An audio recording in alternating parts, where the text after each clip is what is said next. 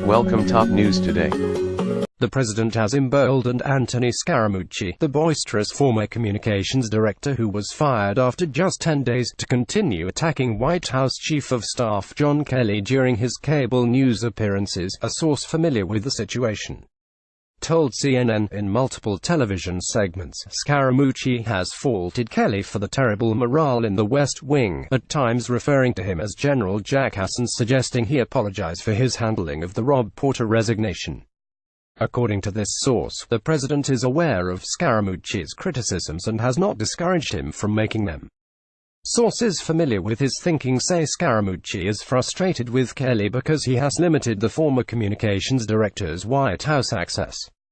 "I like conflict. I like having two people with two points of view," Trump said Tuesday when asked about internal strife during a news conference. "I like watching it. I like seeing it." The outside attacks come amid days of discord inside the White House, underscored Tuesday evening by the departure of Gary Cohn, Trump's chief economic advisor. The president heralded Cohn as a rare talent in a statement announcing his departure, but his ouster comes in the midst of a fractious debate inside the White House over imposing tariffs on steel and aluminum imports. Trump opted to go with tariffs over opposition from Cohn.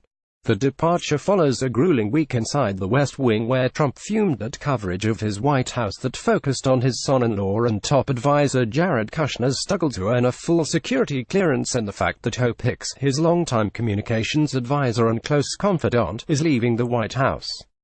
According to conversations with a dozen Trump advisors inside and outside the White House, little has happened to change the feeling of malaise that has settled into the West Wing.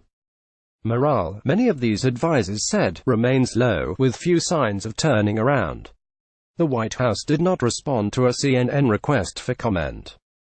Trump insisted on Tuesday that Kai's White House has great energy and was not in a state of chaos. "The new fake news narrative is that there is chaos in the White House," Trump tweeted on Tuesday morning. "Wrong people will always go, and I want strong dialogue before making a final decision." At the same time, though, Trump also signaled there may be more resignations to come. "I still have some people that I want to change, always seeking perfection," he said. "There is no chaos, only great energy, but the sentiment the president expressed on Twitter differs from how his own staff describes the state of the West Wing." According to several sources inside and outside of the White House, the atmosphere is more disruptive than it has been in months and the morale is so low it mirrors the early days of the administration. Beyond Cohn, in the last week, Hicks, one of his longest-serving aides, announced she was also leaving.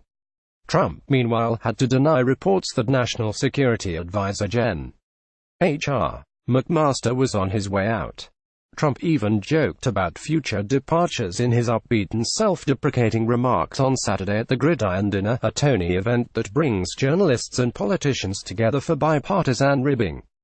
"So many people have been leaving the White House," Trump said.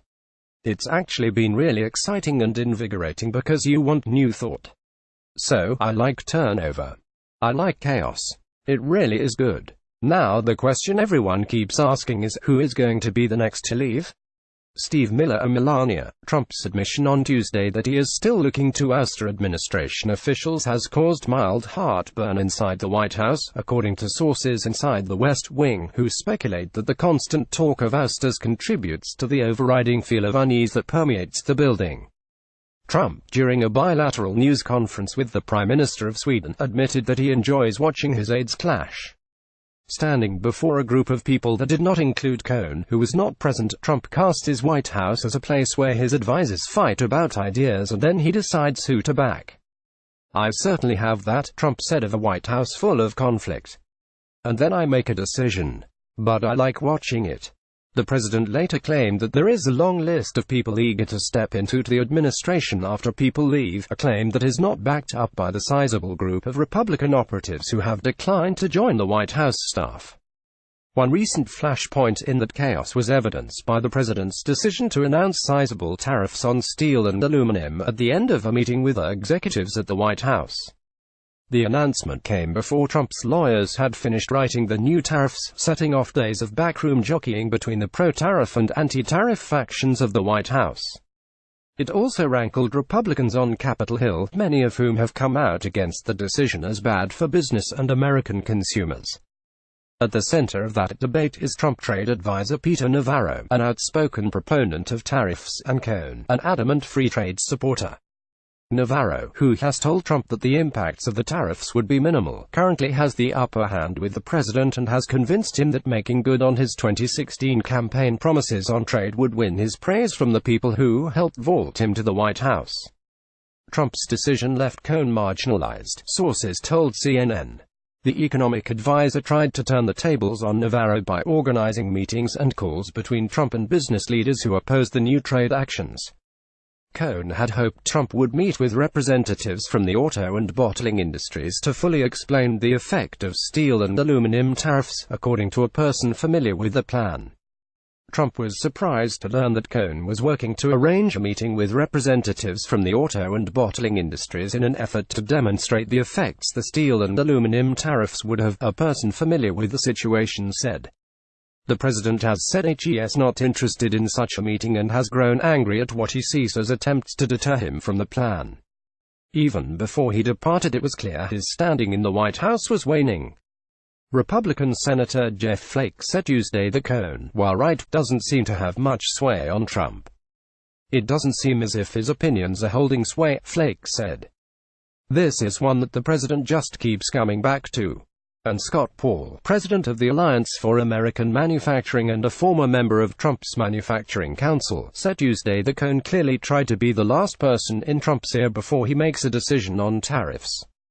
The problem with that strategy, Paul said, is that Trump is scheduled to headline a campaign rally for Rick Ciccone, the Republican House candidate running to represent the Pittsburgh suburbs, on Saturday. Ciccone, who running in a special election against Democrat Conor Lamb, has backed Trump's decision to impose steel tariffs. The last meeting he is going to have is with voters in western Pennsylvania, Paul said. And I know how they feel about this issue. CNN's Lauren Fox and Kevin Liptak contributed to this report.